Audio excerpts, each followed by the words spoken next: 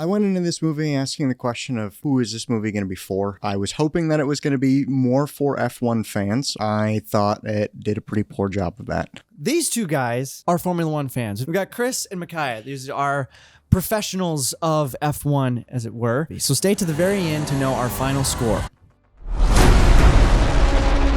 Do you have toilet paper? You got toilet paper? Directed by Joseph Kosinski and led by Brad Pitt, F1, the movie, is a high-octane comeback racing movie. Brad Pitt portrays Sonny Hayes, a former Formula One star forced into retirement after a devastating crash in the 90s. Living as a gambler and taxi driver, he is convinced back to the grid by his old friend Ruben, played by Javier Bardem. Listen, I gave! Now owner of the struggling Apex GP team.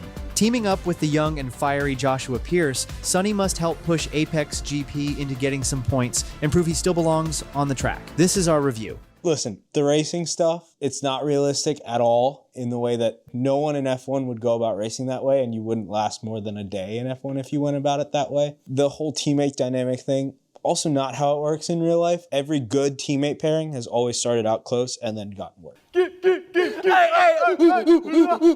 Well, the entire situation the team is in is unrealistic from the get-go. I mean, in F1, like to see a team that's been in the series for 2 years and hasn't scored a single point, and then, in the course of 9 races, be fighting, challenging the contenders. It's just, that would be unprecedented. Even beyond like an F1 perspective, I felt like the way that he was racing affects the way that I'm supposed to root for the character, because a lot of the way he races is cheating. And, I don't know how I'm supposed to root for a character that, he only improves or gets by cheating. And he's portrayed as the good guy the whole time, which is just kind of weird to me. Even as a casual fan viewer, like you can see that he is bending the rules to the point where, they're definitely snapping. It's not, just a light, touch here and there. He's being a little cheeky. It's pretty bad. Well, so it was incredibly unrealistic for F1 for him to be able to do that multiple times, and even how frequently he did it and not get disqualified and cut from the team. I mean, there's such a thing in F1 as, a black flag, where if you run into drivers a couple of times, then you'll be disqualified from the race. None of that was seen. He just kind of got away with everything. Even was ruining other drivers' races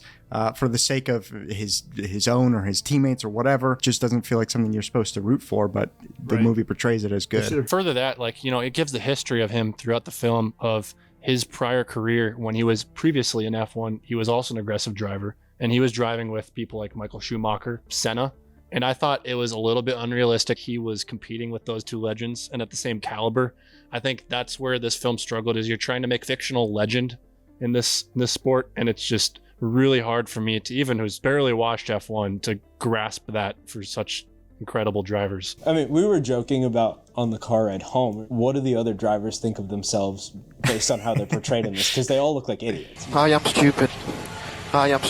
Overall, that was just what was so confusing, is that this movie was just asking us to suspend our disbelief in the reality of Formula One, but at the same time it was using the real drivers and the real tracks. It was trying to immerse you into the reality of F1, so it was doing two conflicting things, and I don't think they worked very well together. And even the other thing, they didn't get involved in anything regarding the engine or the gearbox or things failing within the engine. It was all had to do with the little flaps on the left and the right side. Oh, we've got to battle them on the turns with the dirty air. Yeah, no crap, man. That's what we need to do. I mean, going into this movie, I knew I wasn't supposed to expect 100% accuracy. It's a movie; they've gotta tell a story. But the amount of details that go awry, that stack up, is just too much to ignore at the very least.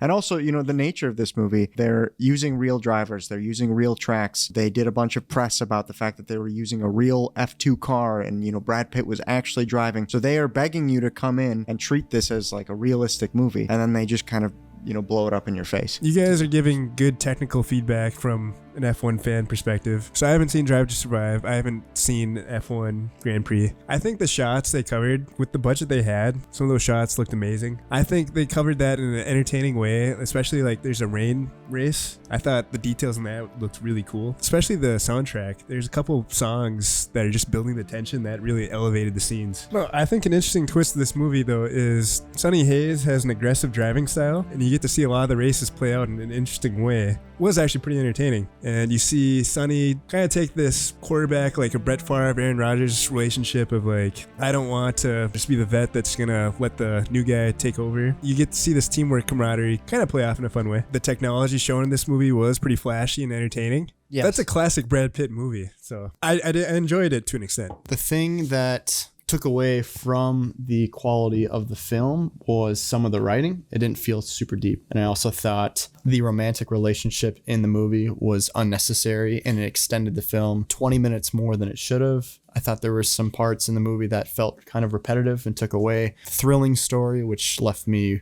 wanting more but wanting less. It's time to stop! I saw a lot of similarities with the shots, very similar to Tom Cruise in Maverick when Sonny did the audition to show his racing for the crew members, where he was showing the other fighter pilots his skills. I think the great question to ask, like, who is this movie for? And I think it's for the people that watched Drive to Survive, have a little bit involved, but they are not immersed like these two guys are. And I think it was entertaining. It was a lot of fun to watch. This movie could have had the potential of being the Moneyball of racing. You have an analyst that knows everyone from Formula 3 to Formula 2, and he gets the best driver instead of having this weird, could have won, but my back injury, it kind of sucks. So like this could have been, there was so much potential for this. I don't know what Sonny's motivation is. There were some things that I wanted, and it looked like it was leading in that direction of that JP was going to fire his manager so that Sonny could be his new manager and be a better coach. I did not want Sonny to go back in the driver's seat. I wanted Sonny to be in his ear and guiding him on how to race. That was what I was hoping for. I was hoping for cars. They were running and the line was slow is fast and fast is slow, or something like that. And I'm thinking like, okay, that is like the drifting scene from Cars. You got to go right to turn left. And I'm like, man, this is excellent. It's going to be like Cars. I love Cars. It's not Cars. As someone who has dipped my toe into Formula One, I would much rather watch Drive to Survive than this movie. So for my quality rating, I'm going to put this at a 6. There are some great aspects, great cinematography, great sound design. Everything involved was fantastic. But when it comes to the story, the pacing, it is a little bit subpar. When it comes to entertainment, put this at a 7. I think the more comparable thing, Ford versus Ferrari, that is a film that is an excellent depiction of the Le Mans racing. And there's hardly anything in that movie that I have to glaze over as a car enthusiast that's unrealistic. They touch on the engine, the aerodynamics, the racing, the character arc development.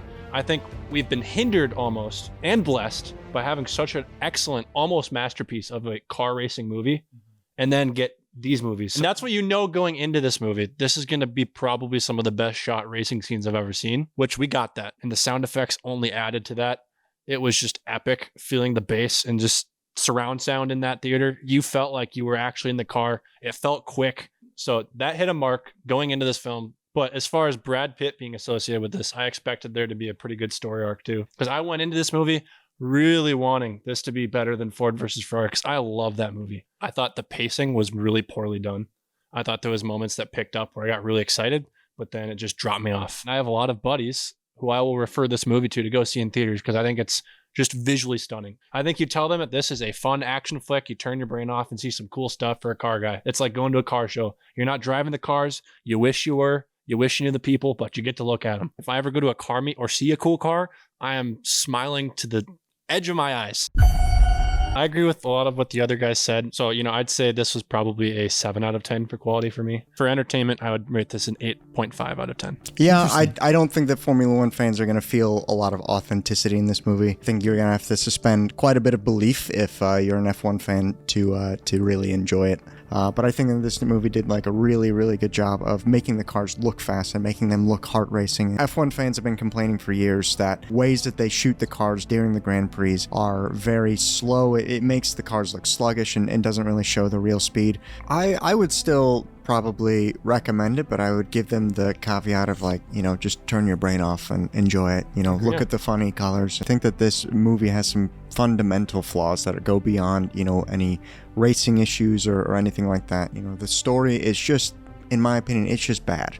That was my main problem with this movie, is that it just didn't have a compelling story. The characters weren't people that I could root for, and there was no progression of any of the characters. And so I just had no reason to care the entire time. The best that audiences are going to give this is, oh, it was okay. For quality, I would probably give it a 4 out of 10. I would say if you're not an F1 fan, you could probably bump it up to a 5 or a 6, but me personally, it's a 4 out of 10. Entertainment, I would give it a 7 out of 10. Like I said, this is a good turn your brain off movie and just enjoy it. Have fun. It's not going to blow your socks off, but you're going to have a good time. As a pure visual spectacle, I think there's one of the coolest depictions of F1 cars around the track that we don't get on a normal day-to-day, and I think it actually gave me more of an appreciation for the people that are in the sport now that do it, more so than any broadcast I've ever watched. For that reason alone, I would say yes, go watch it, but with a laundry list of caveats to go with it. For me, every time that I got close to really, really enjoying the quality of the movie, the story just pulled me back. It kept pulling me back at different points. It's a 5 for me. As far as entertainment goes, I was still able to enjoy it. It looked great. Like I said, sounded great. And I'll give it a 7 for that. I think just because the story still gets in the way a little bit, but not enough that I had to stop enjoying it. Yeah, I think this is a movie you go watch and you enjoy Hans Zimmer. I think those soundtracks, I'm going to listen to that after the movie. And I'd say the quality is 7 out of 10. I could still enjoy it without knowing F1 in great detail. And then some of the characters, you get to endure their hardships. And I think from point A to point B, you do get to see their struggles. They overcome it. And I was caring about the characters more than I thought they would for a racing movie. Like, I found the first 2 acts of this movie really entertaining. I was excited to see where it was going because it was unpredictable. But then it gets to a point in the movie where it becomes a little cliche. And then I think that's where a lot of people tune out. And by the time you get to the conclusion of the 3rd act, you're probably lost investment. That was a little disappointing for me. I wanted to love it because 2/3 of the movie was really great. Entertainment, I'm going to keep it at 7 out of 10 for entertainment as well. For me, the interest of racing throughout the film started to decay or rust. Left me just wanting the movie to just finish. I thought the movie just extended itself too far. I'd give it a quality rating of a 7 out of 10. I thought the score was beautiful. I thought the cinematography was very unique and just well done. The story found itself in a lull for a bit. Entertainment, it's flashy, electric. I'd give it a 7.5 out of 10 for entertainment. So these are our ratings for F1, the movie. Are you an F1 fan? Have you seen Drive to Survive? And are you going to go see this movie? Let us know in the comments. Make sure you like, subscribe, and we will see you in the next video.